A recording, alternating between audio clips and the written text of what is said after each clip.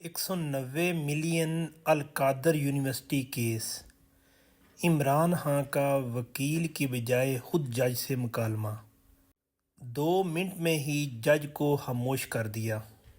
جج صاحب، 190 ملین ملک ریاض کے ہیں جو کہ سپریم کورٹ کے پاس موجود ہیں۔ کیا کسی حکومتی ادارے کو اتنی جرأت ہے کہ وہ سپریم کورٹ کو خط لکھے اور کہے کہ 190 ملین حکومت کو واپس کر دے؟ جج صاحب، مان لیں کہ یہ کرپشن کی رقم ہے، لیکن القادر یونیورسٹی ایک ٹرسٹی اور ریسرچ سینٹر ہے جس میں فری تعلیم دی جا رہی ہے اور یہ عوامی ملکیت ہے۔ اس یونیورسٹی کو بنانے کا مقصد سیرت النبی پڑھانا ہے اور اس پر ریسرچ کرنا ہے۔ جج صاحب، یہ تو بتائیں کہ 190 ملین اور القادر یونیورسٹی کا عمران خان کے ساتھ کیا تعلق ہے؟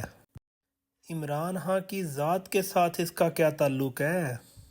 جج صاحب، مجھے سزا سنانی ہے، یقیناً آپ کو حکم ملا ہے۔ جج صاحب، مجھے مختلف ناموں سے نہیں، سیدھا سیرت النبی کے نام پہ یونیورسٹی بنانے پہ عمر قید یا سزائے موت سنائیں اور میں اس کو اعزاز سمجھوں گا۔ اور اس کے بعد کیا ہوا جناب؟ جج صاحب عمران خان کا منہ تکتے رہ گئے اور حال میں خاموشی چھا گئی۔